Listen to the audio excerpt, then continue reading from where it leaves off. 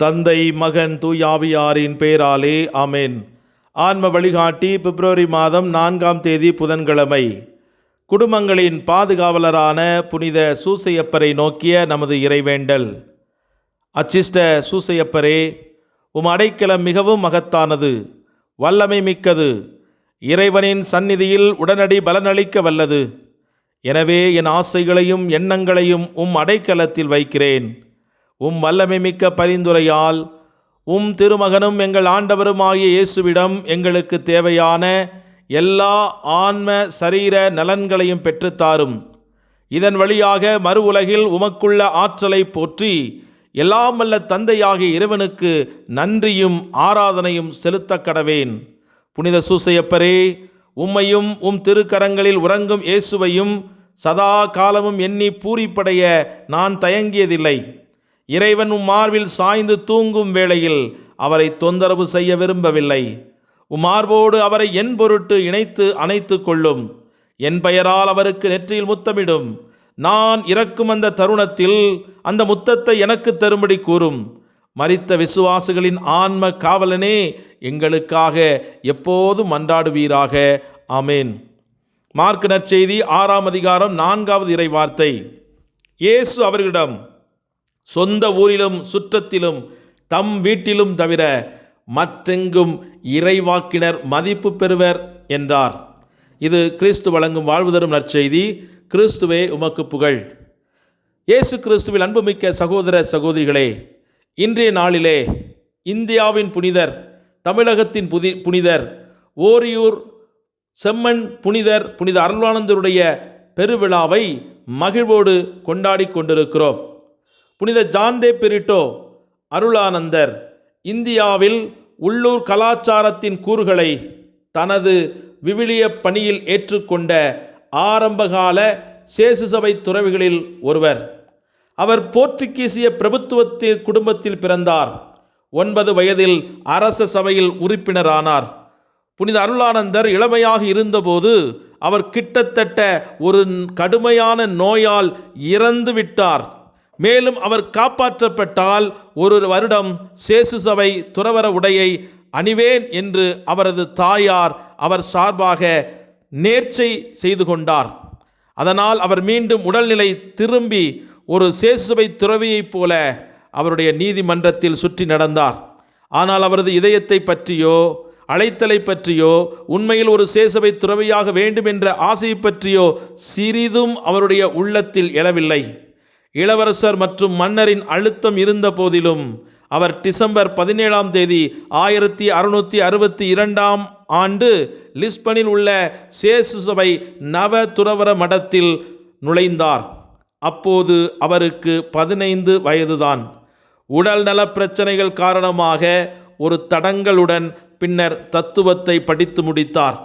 1668ஆம் ஆண்டு அவர் உயர் ஜெனரலாக ஒரு மிஷனரியாக கிழக்கு நோக்கி அனுப்பப்பட வேண்டும் என்று கடிதம் எழுதினார்.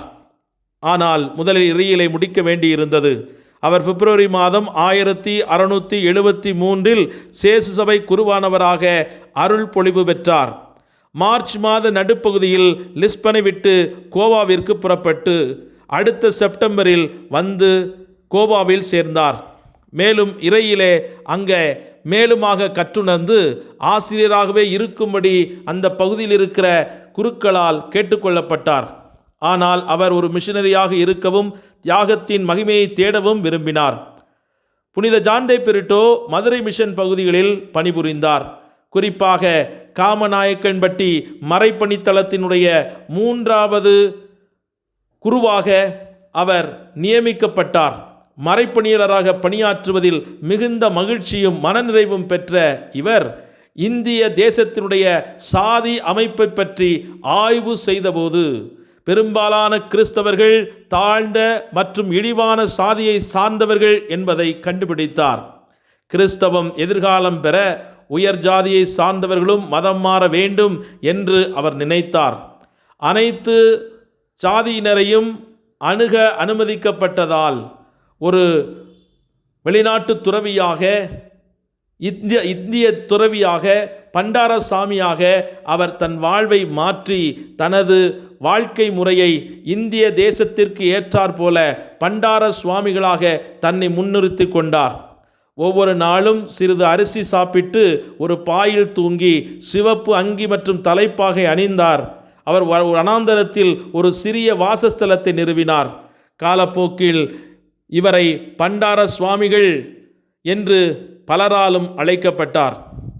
11 ஆண்டுகள் பணியில் ஈடுபட்ட பிறகு 11 ஆண்டுகள் இறைப்பணியில் ஈடுபட்ட பிறகு மதுரை மிஷனின் தலைவராக உயர்த்தப்பட்டார். ஆனால் அவர் உயர்ந்த ஜாதியை சார்ந்த பிராமணர்களிடமிருந்து அவருடைய பணியின் விளைவாக விரோத போக்கை பகைமையை பெற்றுக்கொண்டார். அவர்கள் அவரது பணியை வெறுத்து அவரை கொல்ல விரும்பினார்கள். அவரும் சில மதபோதகர்களும் 1686 வீரர்களால் பிடிக்கப்பட்டு பலத்த சங்கிலிகளால் கட்டப்பட்டனர். சேசபை துறவிகள் இவ்வாறு கொலை செய்யப்பட மிரட்டிய போது அவர் வெறுமனே தனது கழுத்தை வழங்கி கடவுளுக்காக இறைப்பணிக்காக தன்னை அர்ப்பணிக்க முன்வந்தார். ஆனால் அன்று அவர்கள் கொலை செய்யாமல் அவரை விட்டுவிட்டார்கள். 1 மாதம் மட்டும் சிறையில் அவரை அடைத்த பிறகு பின்னர் அவரை மதுரைக்கு திருப்பி அனுப்பி வைத்தார்கள். மதுரைக்கு திரும்பிய பிறகு இந்தியாவின் மிஷனரி நிலை குறித்து அறிக்கை செய்ய போர்ச்சுகலுக்கு அவர் அனுப்பி வைக்கப்பட்டார். 10 மாதங்களுக்கு பிறகு அவர் லிஸ்பனை அடைந்தபோது அவர் ஒரு ஹீரோவை போல வரவேற்கப்பட்டார். ஒரு இந்திய மிஷனரியின் சாகச வாழ்க்கையை விவரிக்கவும் பல்கலைக்கழகங்கள் மற்றும் கல்லூரியில் மாணவர்களை இந்த வாழ்க்கையினால் ஈர்த்து கடவுளுக்காக தங்களை அர்ப்பணிக்க வேண்டும் என்பதற்காக சுற்றுப்பயணம் மேற்கொண்டு இந்த அனுபவத்தை பகிர்ந்து கொண்டார். அவரது சிறுவயது நண்பரும் இப்போது மன்னருமான 2ஆம் பீட்டர் தனது நண்பர் எவ்வளவு மெலிந்து சோர்வாக கடினமான வாழ்க்கை வாழ்ந்து கொண்டிருக்கிறார் என்பதை கவனித்தார்.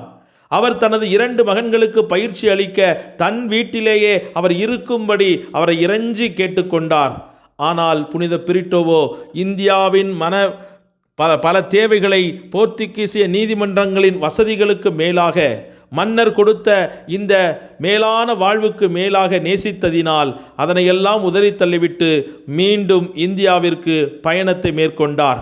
நவம்பர் மாதம் 1690 மதுரையில் உள்ள தனது பணிக்கு மீண்டும் திரும்பினார்.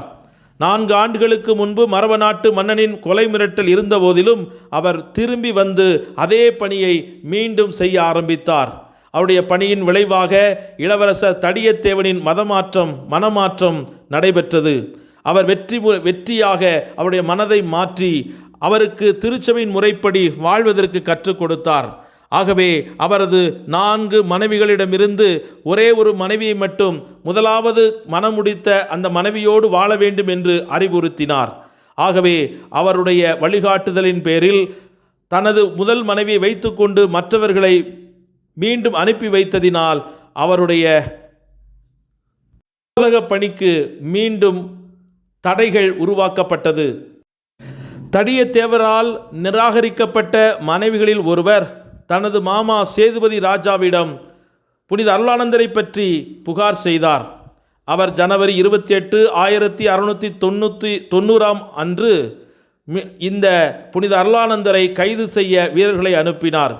20 நாட்களுக்கு பிறகு ராஜா புனித அருளானந்தரை அவரது சகோதரர் ஆட்சி செய்த அண்டை மாகாணமான ஓரியூருக்கு நாடு கடத்தினார்.